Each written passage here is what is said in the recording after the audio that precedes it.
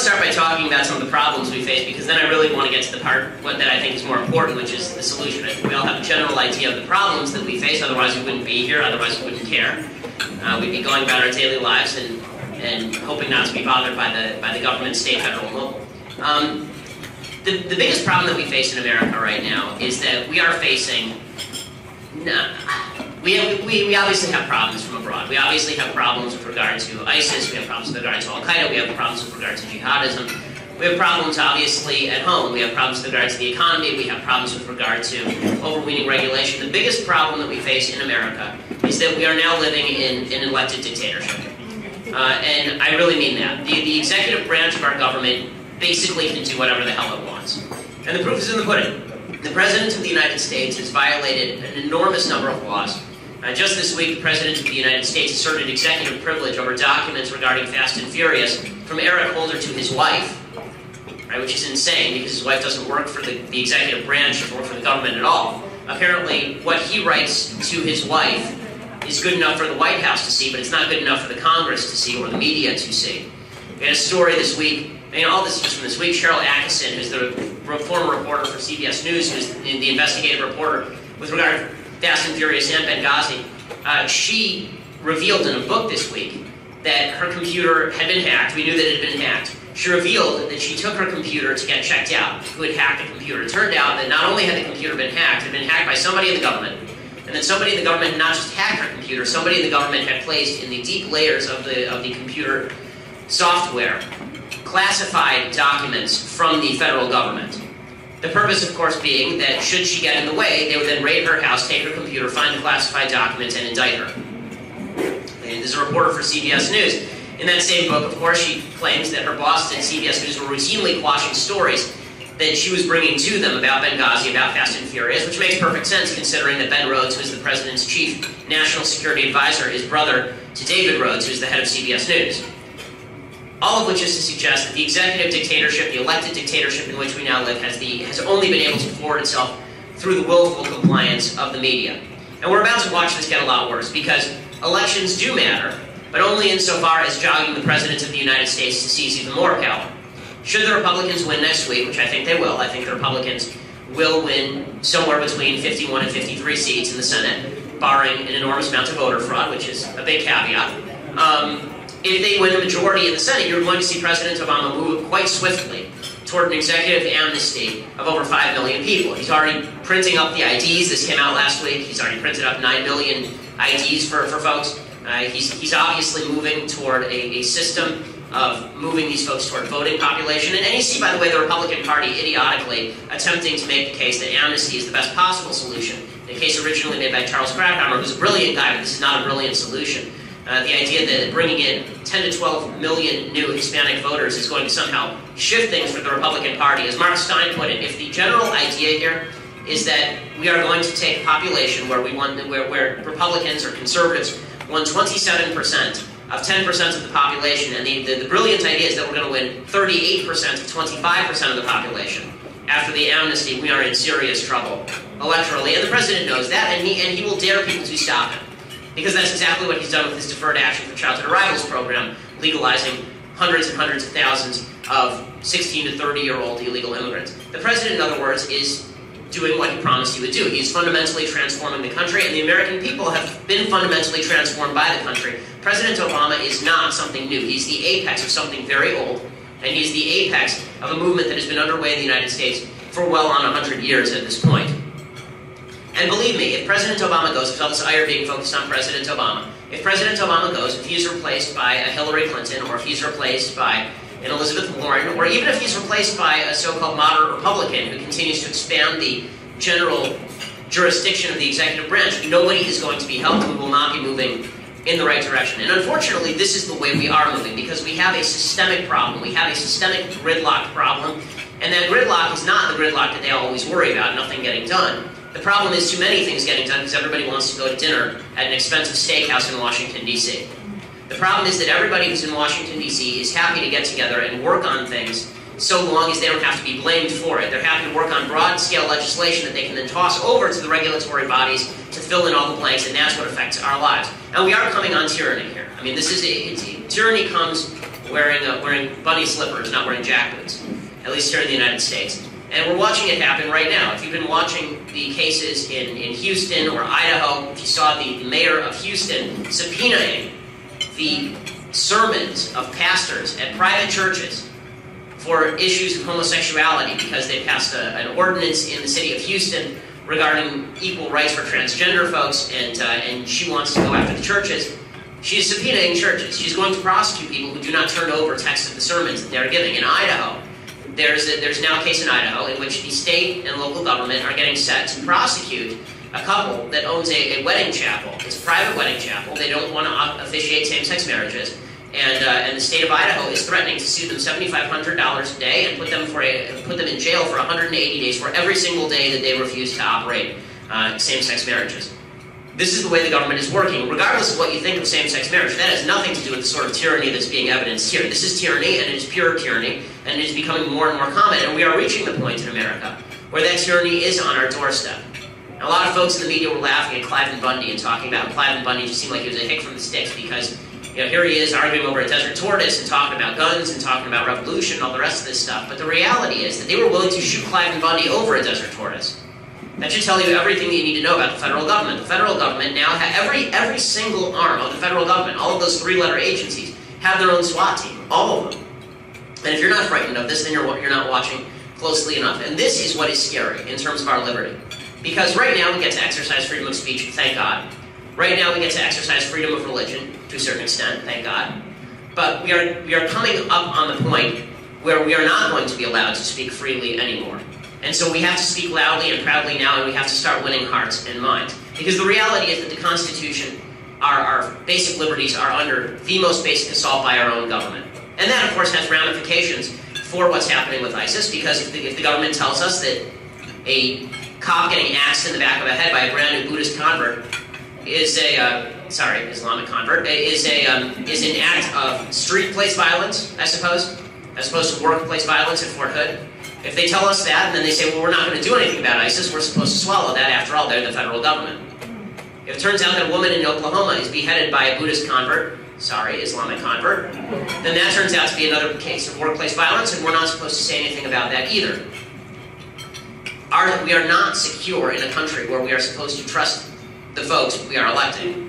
The whole premise of the Constitution is that we're not supposed to trust the folks who are electing. The founders didn't. If you read the Federalist Papers, it's absolutely clear they didn't. That's why we have checks and balances. That's why they didn't want anything to get done. The idea was that your freedoms can only exist in a vacuum of government. Government is there to provide security. Government is there to provide property rights. Or not to provide them, to protect them. Government is there for life, liberty, and property in the famous John Locke formulation, and that's it. But because we are an innovative country, because we're a country that has decided that we no longer want that bargain is no longer good enough for us, we are instead going to demand everything that we can possibly get from a federal government that is willing to steal from the future in order to pay for us right now. Steal from people who are currently living, but they're going to run out of that money pretty quickly, they already have. And so then they're going to start stealing from folks we can borrow from, on the dime of our kids, but then we're not even going to have the kids that are supposed to pay those bills, because we're now undergoing a demographic revolution here in the United States. Right now we are reproducing at a less than replacement rate. 2.1 children per couple is the replacement rate. We are reproducing at less than that, so is the entire West. So we're now living off the backs of kids who are not even going to be born, that we're aborting out of existence. So, where does that leave us in terms of all of this? Where does it leave us in terms of the Constitution? Well, it leaves us as the evil way in the H.G. Wells formulation. You know, give us our sex, give us our drugs, give us our movies, give us our sports, and we'll go to work for you every day, but we won't work too hard because that might actually incline us to be entrepreneurial and grow things. And that is the compliant population that the government seeks. And that's what the left seeks. The reality is that the left in this country despises the Constitution because they despise how the Constitution views humanity.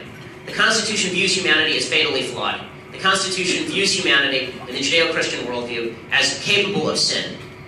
The left does not. The left feels that humanity is inherently malleable, that the only reason people do bad things is because they've been put in a particular environment, so if we just sort of magically shift the environment, then everything will be better. Which is why you have people who are currently sitting on the Supreme Court talking about the U.S. Constitution should not be the standard. Ruth Bader Ginsburg, speaking a couple of years ago, said, quote, "I would not look to the U.S. Constitution." She was talking about writing the Constitution of Iraq. She said, "I would not look to the U.S. Constitution if I were drafting a Constitution in the year 2012. I might look at the Constitution of South Africa." Yeah, the Constitution, you may have noticed, South Africa is kind of a crap hole these days. It's not a country in which you would want to live. But it does guarantee you certain rights. Their Constitution, the right to housing, including the right to due process with regard to eviction. So if they try to evict you or change the locks, then you get to go to court over that. The right to food, the right to water, the right to health care, the right to social assistance. Never mind that the government of South Africa can't actually provide any of these things. Never mind that people are living in corrugated tin shacks outside of Johannesburg. None of that matters. The Constitution guarantees certain political rights.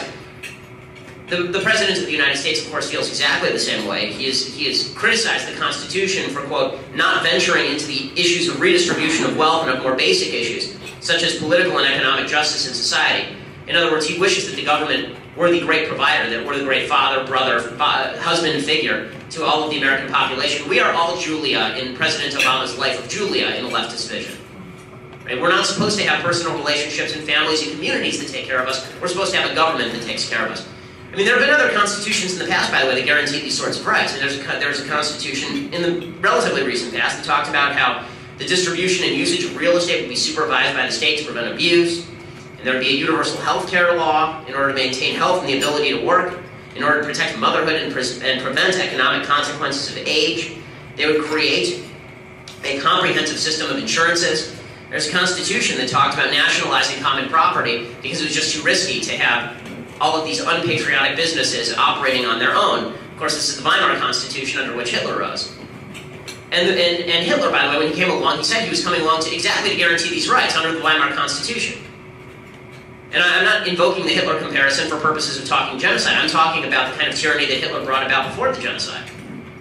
When Hitler came about, Hitler talked about it. If you look at the Enabling Act of 1933, when he immediately came into office, the first thing that he did is he said, look at our system. It's not working.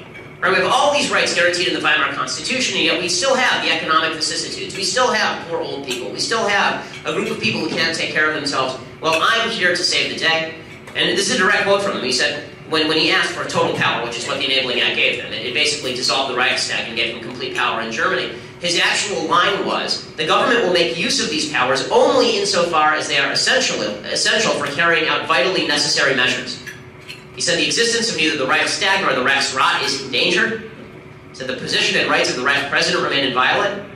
He said it will always be the first and foremost task of the government to bring about inner consensus with his aims. He said the rights of the churches will not be curtailed, their position vis-a-vis the state will not be altered. And he said the number of cases in which we'll have to invoke this will be extremely limited. Which is, of course, what every dictator says. There's not a dictator who comes into power saying they are going to be a dictator. Not one. When Hugo Chavez came into power in Venezuela, he didn't come into power saying he was going to be a dictator. When Vladimir Putin came into power in Russia, he didn't come into power saying, I'm going to be a dictator. There's not a dictator on the planet who thinks of himself as a dictator. They just think of themselves as a good person trying to get as much power as humanly possible in order to enact good stuff. The great danger to the world is not in people who believe they're evil.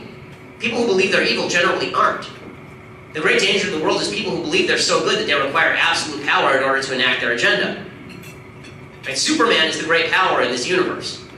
And Superman is the scariest one. Right? I mean, and this is why the rise of the Superman should be scary to all of us. But that's the direction in which we are moving.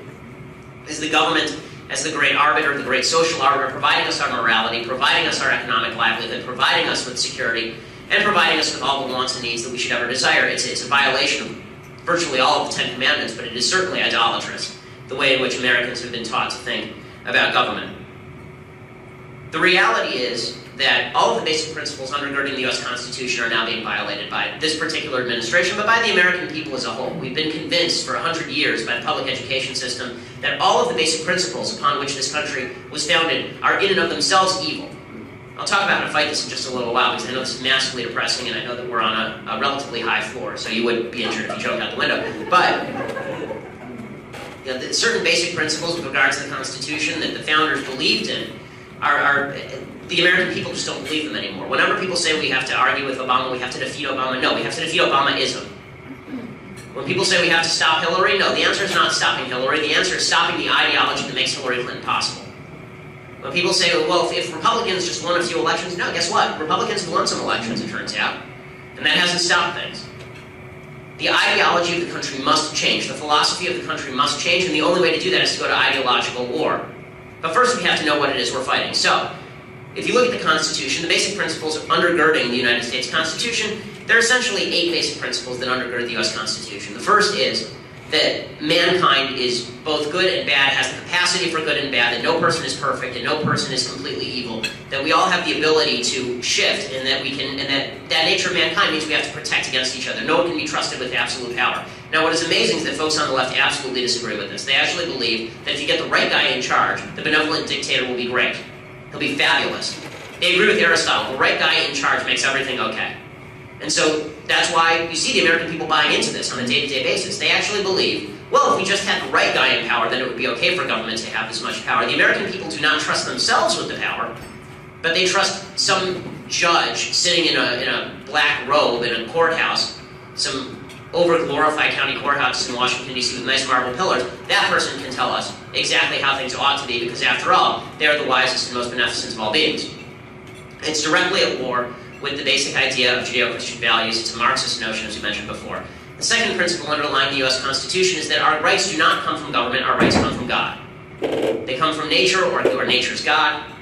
That was the formulation of virtually all of the founders. These supposedly a-religious men all believe that rights come from a divine source. They do not come from government. If they came from government, we would all be screwed. Because the same government that has the ability to grant you a right has the ability to take away that right.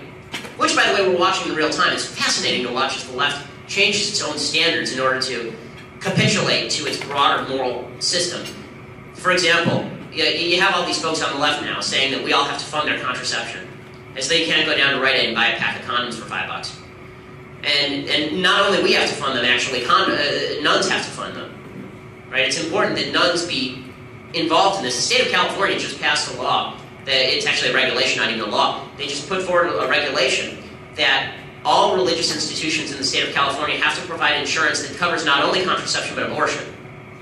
So if you're now working at a church in California, your insurance has to cover your abortion while you're working at the Catholic Church in California.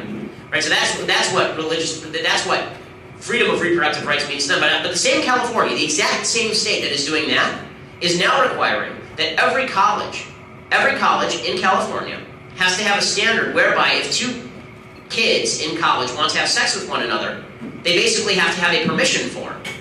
This is true. In the state of California, you can now be charged with rape if you do not have affirmative consent every step along the way from holding hands to full-on sex. Now, I told my wife that if that were the standard, then we've never had legitimate sex. I mean, there's not a person in the world who actually has a signed permission form or is asking every step of the way whether, can I do this, can I do that? I mean, it sort of ruins the mood a little bit. But that's it. But that's the left in a nutshell. The same left.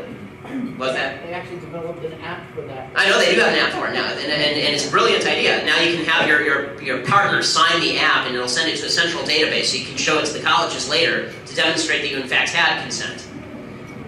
This is what happens when you believe that rights don't come from God, they come from government, because the same government that provides you the right to condoms is the same government that can take away your right to actually have consensual sex, unless it meets their standards of consensual sex.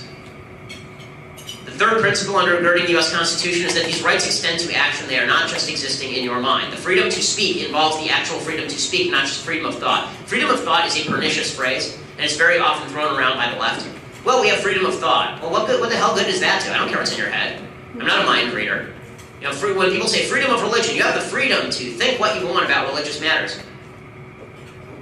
So, I mean, that doesn't help me in any way, shape, or form. As a religious human being, the whole point of being religious is to act out your religious ideals in a public and private manner. It's not that you think about God in a certain way. I know there's all this New Age bullshit, about how the wealth of what religion is truly about is just what you think about the divine, or what you think about the spirit world, or what you think about, you know, Gaia. But the reality is that those of us who actually live in the religious world understand that there are actual commandments and actual behaviors that are mandated and that you have to act out. And the founders understood this as well. Which is why, for example, that same thing is true in regard to right to property. John Locke believed that in order to really own property, you had to work it. That's why we have a law of adverse possession. meaning that if you have a piece of land somewhere out in the nether regions and somebody occupies it and starts working the land for 20 years, if they're there for 20 years and you never notice them, you never tell them to get out, they actually become owners of the land, according to American law. And by the way, according to John Locke, and according to virtually all Western legal systems. Because the idea is that you actually have to act on your thoughts. You can't just have your thoughts. The fourth principle on which the Constitution is built is that those rights can never be taken away from you by any power, and that therefore you have the right to resist any attempt to take away those rights. And this is where people start to get very uncomfortable. I had this debate with Michael Medved, actually, who's on our side of the aisle and writes for Truth Revolt. I had this debate with Michael Medved recently, and we had a gun debate in Seattle. And Michael and I got into it a little bit because I've done a couple of gun debates that have been pretty widely watched. I did one on Piers Morgan that was pretty widely watched. And in that debate, I talked about how the real rationale for the Second Amendment was not self-defense and it wasn't hunting. The real rationale for the Second Amendment was armed revolution if necessary, right? Which is stated directly in the text of the Second Amendment. Right? A well-regulated militia being necessary to the preservation of a free state, right? It is right in there. The preservation of a free state, right? That's what it's all about. And Michael got very uncomfortable with this because people get uncomfortable with mentioning these things because they sound extreme. And he said, well, can you name a situation in which, we would take up arms against the government? I said, yeah, people dragging you off to jail or to a camp because of your religion.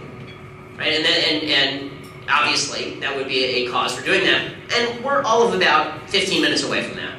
I mean, check your watches and synchronize them because we're getting close. When the mayor of Houston can subpoena religious speeches, when people can be thrown in jail if they don't perform same-sex marriages in violation of their own religion, we are getting very close to this point. That, by the way, is the fifth point, is that you have to be the guardians of your own rights. There's nobody else who's going to guard them for you. There's no great power in Washington, D.C. who's going to guard those rights for you. Of course, the left doesn't believe this. They believe that there is that great power, and that great power resides in the White House or in the executive branches or in the various executive agencies.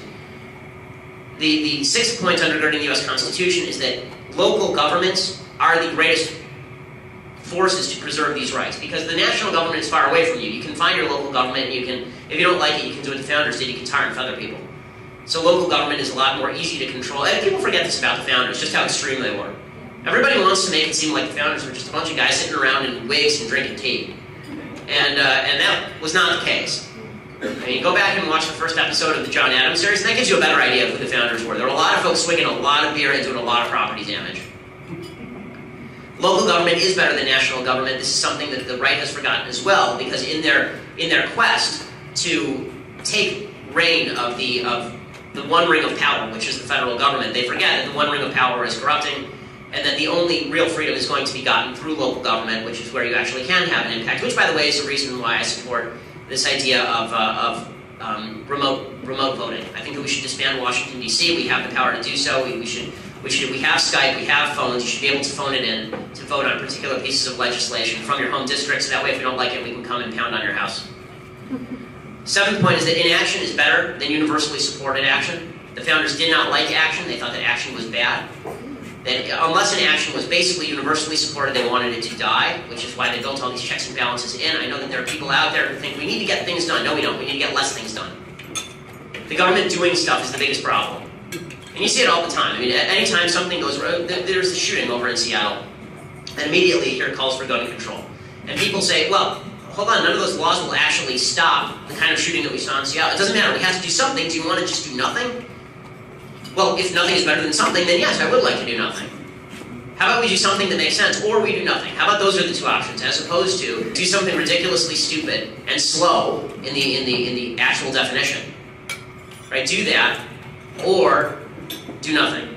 Right? It's foolishness. Finally, the minute the government invades your rights, it is a tyranny, and you have an obligation to stand up to it, and we are very close to that point. So what do we do so we never have to get to that point? What do we do so we never have to get to the point where we are going to do something violent? Because nobody wants that. Nobody wants to have to pick up a gun. Nobody wants to have to fight an armed revolution. Nobody wants to have to get violent. Everybody wants to avoid that. Obviously, nobody wants to see civil war. The reason people are talking in apocalyptic terms right now is because it feels like an apocalyptic time. Is there a way that we can pull back from the brink here? Because, by the way, the idea of a civil war, it's already happening in Europe. We can pretend that it's not, but it absolutely is happening in Europe. You're seeing the Greeks burn down their own country because they're not getting their social benefits. You're seeing riots in the streets of Paris over the Gaza war. I mean, civil war is already happening. You're seeing in the streets of Ferguson. You're already seeing civil war breaking out in various parts of the country, just very small scale. So how do we stop all of this? How do we stop the social decay? And the answer is that we actually have to start making arguments that are based on morality. We in the conservative movement spend so much of our day trying to convince people that democratic policies fail and suck. And they do. They fail, they suck, they're terrible. However, that is not a reason to vote against policy. It isn't. If that were true, Barack Obama wouldn't have been elected in 2012. He was a terrible president. He got reelected by a pretty large number of folks. The reality is that people vote based on what they think is right and good and moral and decent. They vote based on their gut feeling about whether somebody is a good person or a bad person, or whether a policy has good intentions or bad intentions. It's sad to say this, but people actually vote based more on intention than they do on actual action. Action matters significantly less to people than intention. Right? This is why, for example, Donald Sterling in LA could be a racist slumlord for 30 years in Los Angeles, and no one said anything, because it was just an action. But the minute that he said something on tape about black folks, demonstrating his racist intention, they divest him of a $2 billion asset. Because intention in America matters significantly more than action. And so we need to understand that. We in the conservative movement have a habit of fighting reality, and this is the worst thing that we can do. It's very stupid. We fight reality. You know, David Horowitz is, of course, I consider him a mentor and, of course, a wonderful thinker. David's book, Go for the Heart, his little pamphlet, Go for the Heart, I don't know how many of you have read it. It's spectacular. And Go for the Heart is exactly right. When it comes to voters, when it comes to people who show up every 4 years to the polls, not every 2, every 4, midterms are different. Every 4 years to the polls, it's a group of folks who are motivated by their hearts. They're not motivated by their heads. They're not motivated by evidence. They're not motivated by policy. They're motivated by what they think is right and what they think is wrong. And so we need to start speaking truth about our opposition as conservative. Leftists want to destroy the country. Leftists want to destroy everything that is good and just in society. Everything. They do not leave a stone unturned. Leftists want to enervate us in the face of a brutal and horrifying enemy. Leftists are evil. Okay, leftism is an evil philosophy. Collectivism is an evil philosophy. Now, folks on the left will say this about us. They will say that conservatism is evil and bad and horrible, which is why, whenever any of you go to a Thanksgiving dinner and you have a lefty relative there, eventually the conversation will always turn to how you don't support same-sex marriage because you're a bigot. Always. It doesn't matter what you're talking about. You're talking about tax policy, and eventually you find yourself on why Mitch and Cam from Modern Family can't get married, and why if you don't want that, then it's because you're a brutal bigot. Or it turns to, well, don't you think that America is just a racist, terrible country? And if you don't believe that, it's because you're racist and terrible. Right? It turns into this flipped-over world where the argument is about you personally, but not about anything having to do with policy. It's extremely effective. It's extremely effective. Because the reality is that if they can make you feel bad about yourself just a little bit, you're going to be a little bit less loud in your advocacy. You're not going to fight so hard for your positions. You may even start to shift your positions because you feel uncomfortable. Uncomfortable is the heart of what politics is. If you can make people feel uncomfortable about the positions that they hold, you can change them. Feeling comfortable is what makes people vote, and feeling uncomfortable is what makes them vote against you. And that's why Sarah Palin, was a problem for a lot of Republicans, because she made them feel uncomfortable. Right? Because she represented a side of the Republican Party that was more rural in orientation. There were a lot of urban people who felt that she was not bright enough to be on the ticket, and therefore they felt uncomfortable with her. And when they were talking with all their lefty friends, they felt the necessity to go, Sarah Palin. First of all, you never see that with the left. Nancy Pelosi has the IQ of a kumquat. They will all defend Nancy Pelosi to the death. Right? The truth of the matter is that the right is easily made embarrassed, and the right is always hesitant to embarrass people. Because guess what? We're good people, and good people don't like to embarrass other people. Well, unfortunately, when it comes to politics, there are no good people. And so if we actually want to win, we can either be nice people and we can lose, or we can be mean people and we can win. And so I prefer to win, because the alternative, losing, means that we don't have any of the rights that I actually hold dear. When it comes to putting, in the phrase of the president, our boot on the throat of people who disagree with us, it's something that we absolutely ought to do, ideologically speaking. We need to be making a moral case. And we also need to be making a case in terms that people understand. And this is where the conservative movement also fails. Not just in terms of the messaging that they push, but in terms of, number one, the targets they pick, and number two, how they go about attacking those targets. In terms of the targets that they pick, we are constantly believing that elections solve problems. Elections do not solve problems. The real